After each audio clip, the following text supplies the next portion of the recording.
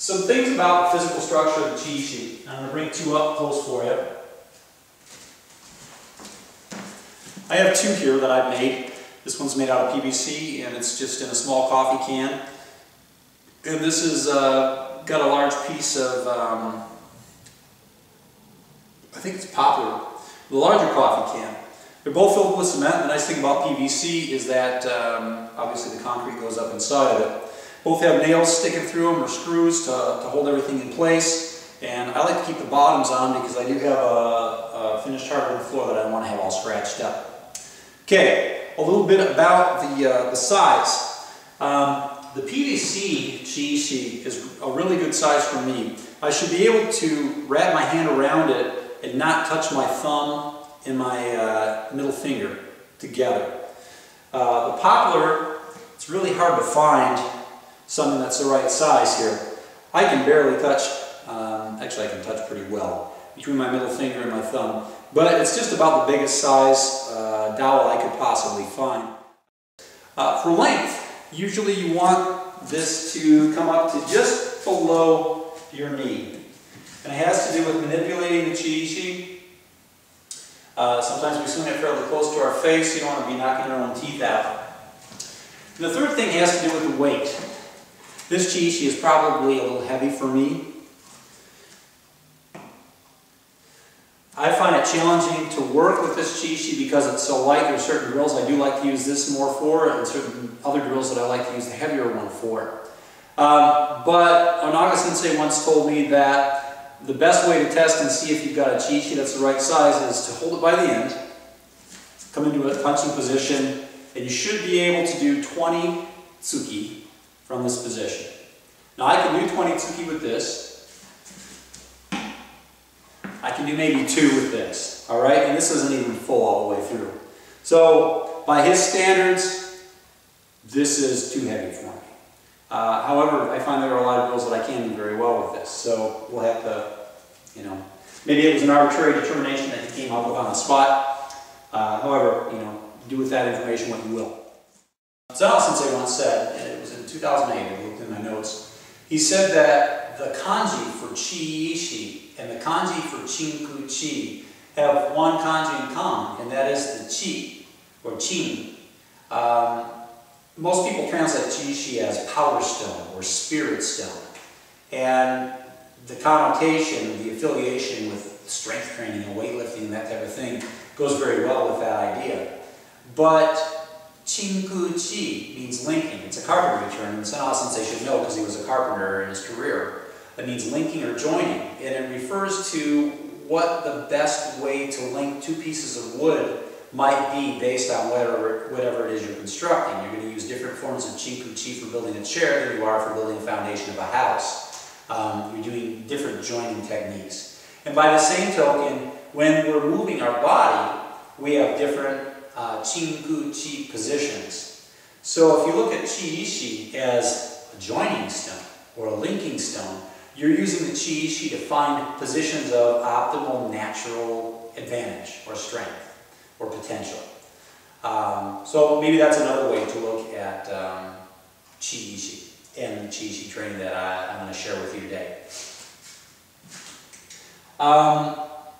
From a very basic standpoint, I've been told on a number of different occasions, hey, pick up a chi-ishi, I'll show you how to get your arm position in the correct way. Oftentimes we do like measurements. You use one fist distance from your body to measure. But there's other ways you can do it. You can take dumbbells, or you can take a heavy object like a chi-ishi and try and find a strength point. Geidan barai, for instance, whether it's open hand or closed hand, where my arm is relative to my body. If you're doing flexible horses, here. And in this position, how to find out where my shoulders should be. I might use a chi-ishi to find that. And in which case, I simply grab 2, and I don't even have to squat down. I can hold it tight to my body, and that's kind of okay, but it doesn't feel that great good, especially when I'm really tight. But from there, if my shoulders are down in the right position, I go out a little bit further and just kind of feel around for what is optimal. And right there feels about optimal.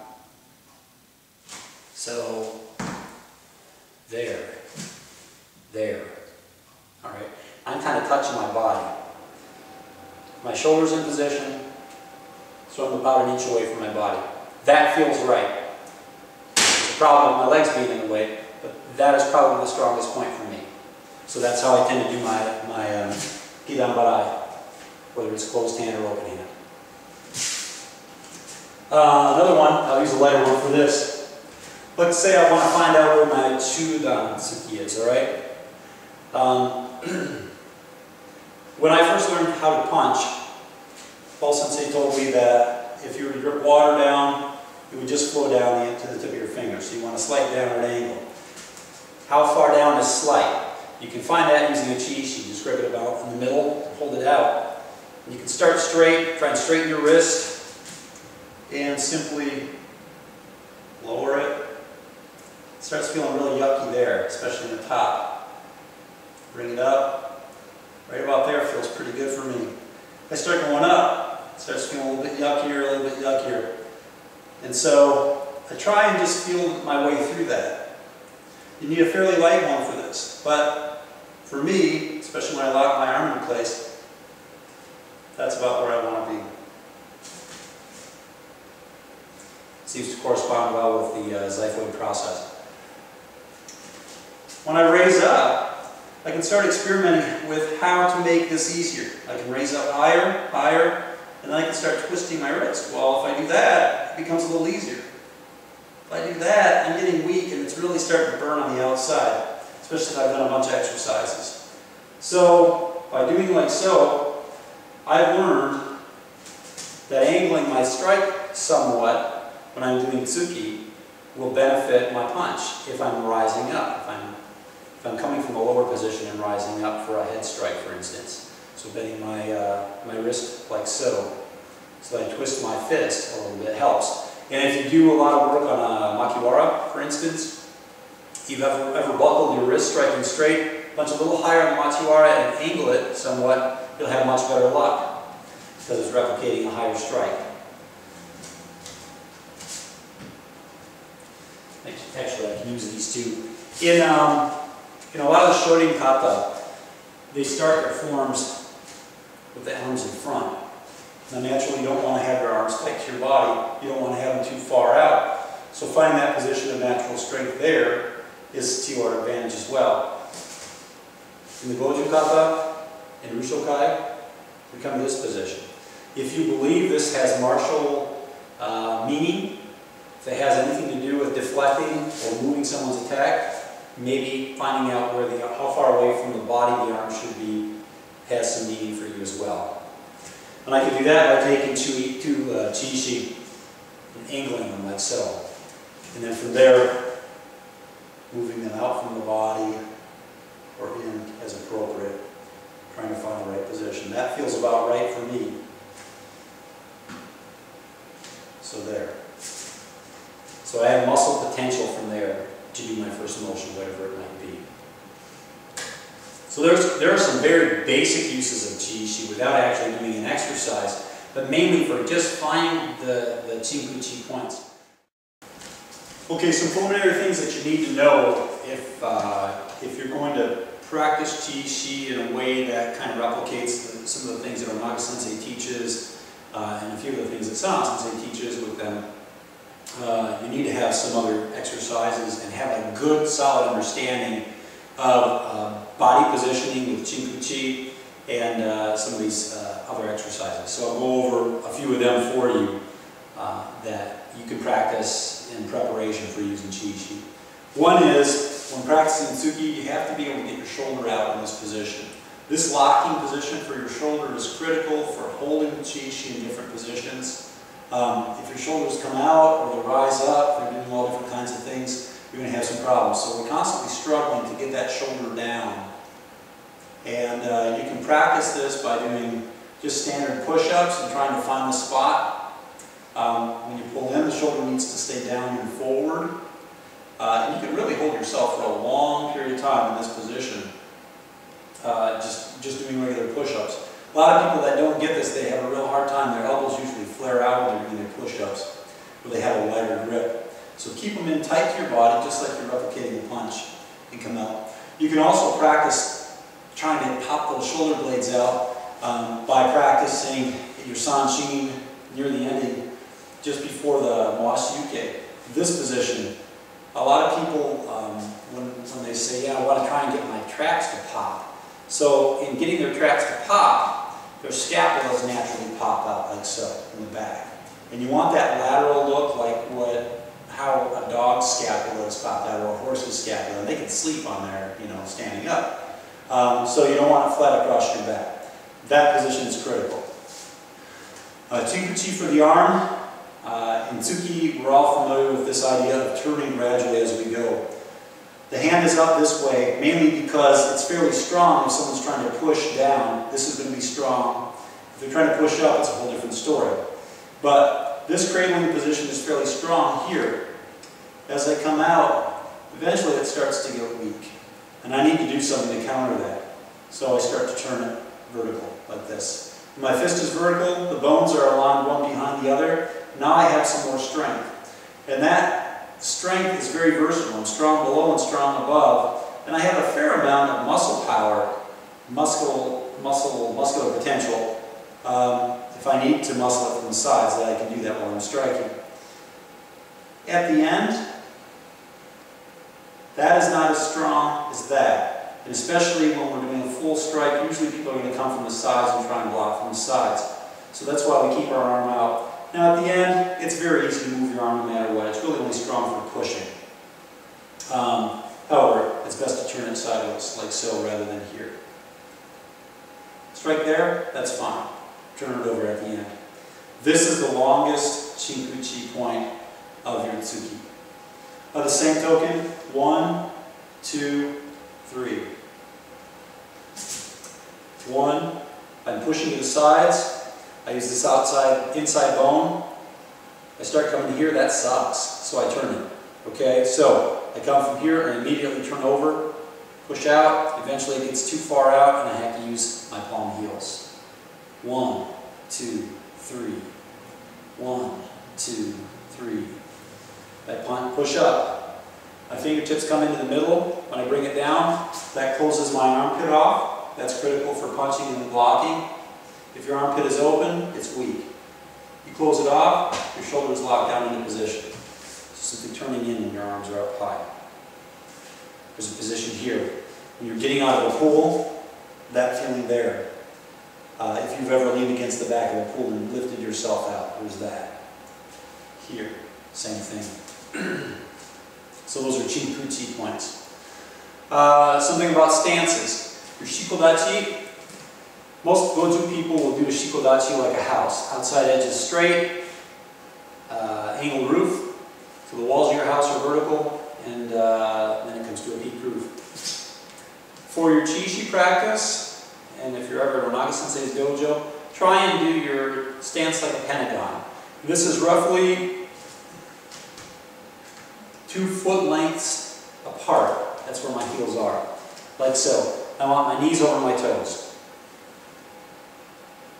And this has to do with, as you get lower, you have more ability to move your hips. If you're here, I can't do a whole lot with my hips. Furthermore, from here, I have more ability to move. And while moving Chi drills are the hardest, they're also some of the most beneficial exercises you can do. Because if you can preserve your center of balance by moving, while moving weighted arms around, you've really got really good core strength. And you're also learning how to use your hips to manipulate your body more. And that's the whole point behind Chi-Ishi. That's one of the points. Chinkuchi is the other one. Mochini is another. We'll get into that. Jigotai. If you don't know what a jigotai is, jigotai means tai is body, jigo is defense. So it's a defensive posture that you take based on shikodachi. Here's my shikodachi. All I do is turn the rear foot in, so that becomes at a 45-degree angle. Now, my feet are already facing out at 45s here, so if my opponent is here, and I was going to address them at a jigotai dachi at this 45-degree angle, all I would do is move the foot in.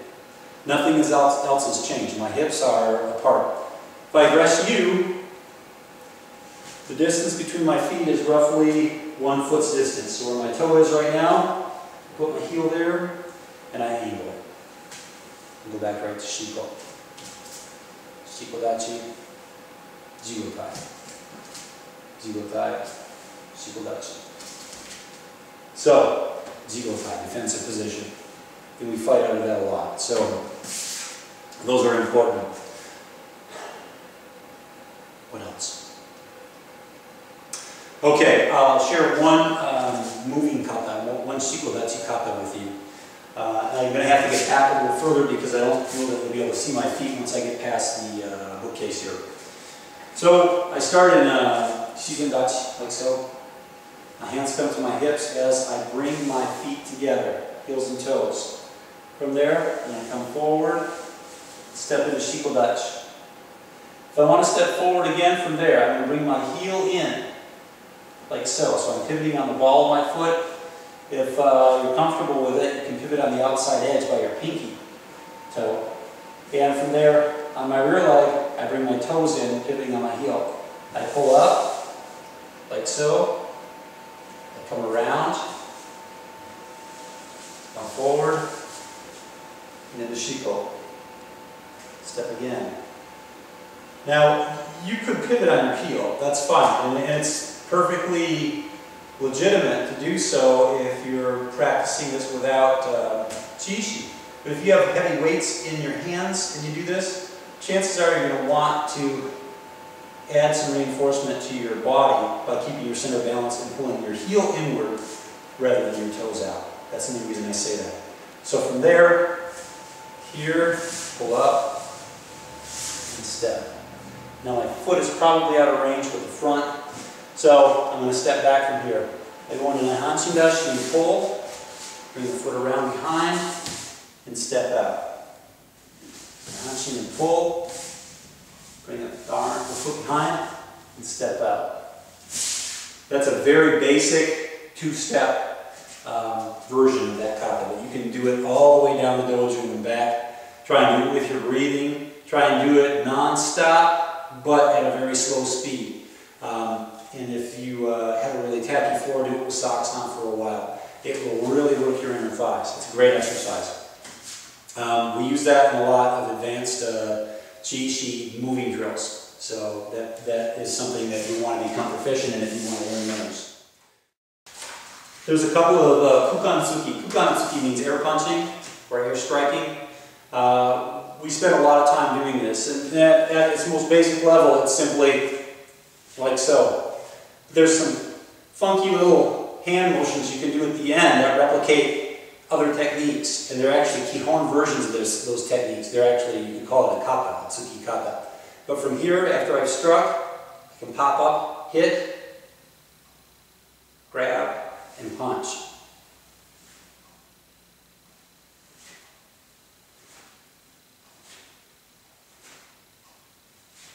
I can go to the outside.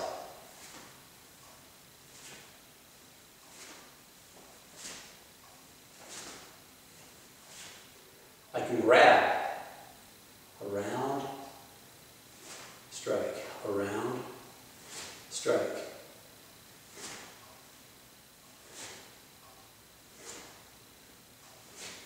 I can grab underneath.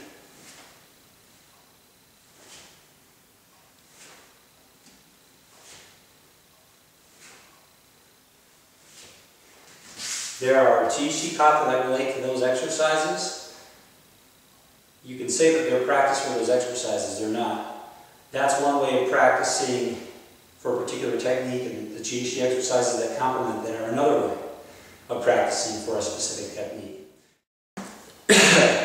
A lot of people talk about the term rokushote, 6 hand positions. It's in our tensho kata. It's a little bit different than how Onaga Sensei teaches it. In tensho, it's overtly taught as 4 different hand positions. 1, 2, 3, 4. Onaga Sensei has 6 of them. So 1, 2, 3, 4, 5, and 6. And I'll go into a little bit more detail for you. 1, here, my thumb is sideways to my index finger, and I'm pulling with the side of my forearm. I'm lifting here, okay? Consider this pulling. 2, I'm pushing here. 1, 2, 1, 2. 3 and 4 correspond with an upward 45 here and downward. Now, naturally, you can just turn your hand and do it vertically. But for purposes of the drill, just come to a 45. And here, I put my thumb in between my index finger and my middle finger. And I come up to a 45 here. So now I'm lifting with this part of my forearm here. When I come down, my thumb actually travels fairly low, about to my ring finger. And I push here. 3, 4, 3, 4, 3, 4. In Tensho, most of us do this vertically. 3, you see how I've just turned my wrist a little bit? So I'm corresponding with an angled forearm. 3, 4. And then 5 and 6. I touch at the middle finger, 5, and then I bring my thumb sideways to the side of my hand, 6, and I'm pushing here, 5, 6, 5, 6, 5, 6. So 1, 2, 3, 4, 5, 6. If you think this doesn't matter, put 3 fingers on, and some of you have actually been shown this, James East might have shown it to you. But if I push against my 3 fingers here, I let go with everything except the index finger at the top, I'll actually feel it in the front here, right there. I feel it in the middle, I feel it down in my trap, or in my tricep. And here I feel it back here in my lat. So just those 3 different positions here have an effect on which muscles I'm going to use in my shoulder. I personally feel that my thumb position with Rokusho or Rokushute has a lot to do with my muscle potential. And if I transpose that into Chiishi work, the way I hold my wrist is very important in terms of whether or not I'm going to properly execute a technique in which muscle groups are going to come into play. And you'll only get it by experimenting with it and feeling it, but knowing that principle. So you can spend a good amount of time on Rokushote.